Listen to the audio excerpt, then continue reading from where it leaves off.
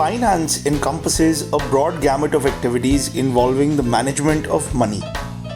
Given that, surely those that help others make money will take care of their own bank balances, won't they?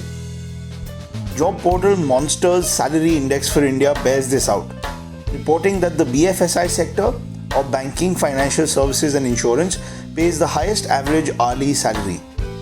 Global statistics for 2019 also agree that finance is the most lucrative career, and it isn't short of intellectual challenges either. Sounds like something you want to know more about? I bet. First, before you decide whether a career in finance is for you, think about whether numbers are work or play for you, because you'll be dealing with plenty of those things at work. In terms of school subjects, this refers to both accounting and mathematics, with most good finance programs requiring strong knowledge of one or the other. Unfortunately, finance as a full-fledged discipline is hardly offered in Indian undergraduate curricula, so aspirants generally have to settle for a sprinkling of finance in a commerce or business administration degree. So the advice is to look harder. Look for colleges with credible international collaborations and programs with finance in the degree title, never mind if it comes with accounting or economics or management. A strong finance curriculum will expose you to its many dimensions: banking, monetary policy, financial instruments, risk and return, investment management, valuation or pricing, corporate finance, and mergers and acquisitions. It will also give you a strong grounding in economics, mathematics, statistics, and accounting, equipping you to work in the sector. You could also supplement this learning with professional qualifications such as Chartered Financial Analyst or CFA, Association of Chartered Certified Accountants or ACCA, and other similar ones which are globally recognized and valued. To further deepen your knowledge of finance, look to pursue an MSc Finance overseas and then work abroad for some time, as the finance sector in developed markets like the US, Europe, Hong Kong and Australia is much more advanced than that in India. Alternatively, you could branch out into less technical and more managerial roles by opting for an MBA with a specialization in finance.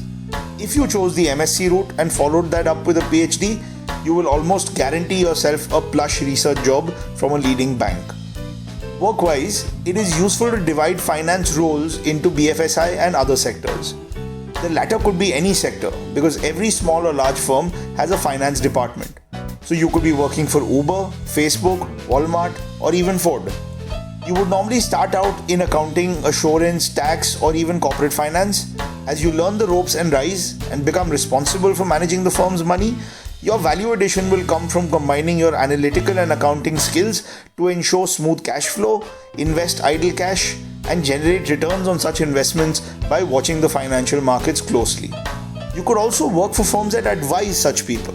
Firms like Oliver Wyman, Grant Thornton, and the famous Big Four of accounting, Deloitte, Ernst & Young, KPMG, and PricewaterhouseCoopers fall in this category, offering financial consulting, accounting, tax, audit, and financial reporting services, among others. Now coming to the BFSI sector, which offers a host of roles for finance graduates, as you would expect. Investment banking would rank among the most popular ones and includes many different roles: mergers and acquisitions, where you value and advise a firm that is being bought or sold; capital markets, where you raise finances for clients; and trading, structuring, and research in stocks, bonds, foreign exchange, or derivatives. Mind you, these roles are as intense as they are glamorous, so spare a thought for work-life balance before you jump right in. Think investment banks like Goldman Sachs, Morgan Stanley, UBS, or investment banking departments of large banks like Citibank, HSBC, or JP Morgan Chase. Or just think The Wolf of Wall Street, Margin Call, or The Big Short. Didn't I say glamorous? Other relevant departments in large banks would be corporate banking, private banking, and retail banking. Like investment banks, all of these also manage their clients' money, but the difference is the size and sophistication of the client, and therefore the type of services demanded. While investment bankers deal mostly with very large firms or other BFSI companies, corporate bankers deal with small and medium enterprises, private bankers with high net worth individuals, and retail bankers with the average Joe retail investor who rarely looks beyond stocks and bonds. Even though the pay and perks do go down with each successive department listed, work-life balance improves, and in absolute terms the pay remains handsome. There are also firms that only manage client money.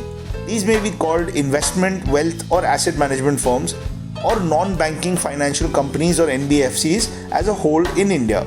Examples being Franklin Templeton, Reliance Capital, and Bajaj Finserv. These firms typically generate returns by investing in simple financial products such as stocks, fixed income instruments, mutual funds, real estate, and some regulated derivatives.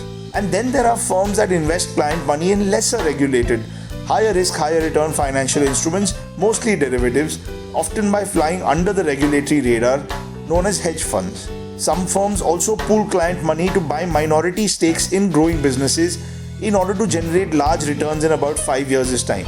These are called private equity firms and offer cutting-edge finance sector work, offsetting high risk with high salaries and bonuses. A different niche role is that of an actuary. You would have come across these guys in our careers in economics video too. And that is because actuarial science lies at the intersection of mathematics, statistics, finance, and economics. An actuary is an expert at analyzing risk by forecasting uncertain events into the future and then putting a monetary value on them.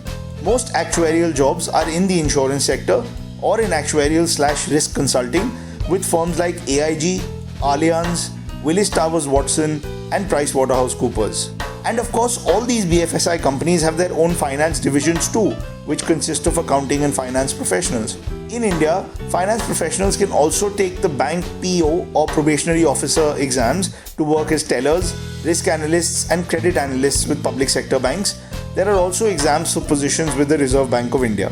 And speaking of the Reserve Bank of India, it would be amiss to not mention central banking, which is as much finance as economics. Indeed, the previous RBI Governor Dr. Urjit Patel was from an economics background, but the one before him, Dr. Raghuram Rajan, was from finance. So don't forget to dream about this job tonight if you're a finance aspirant.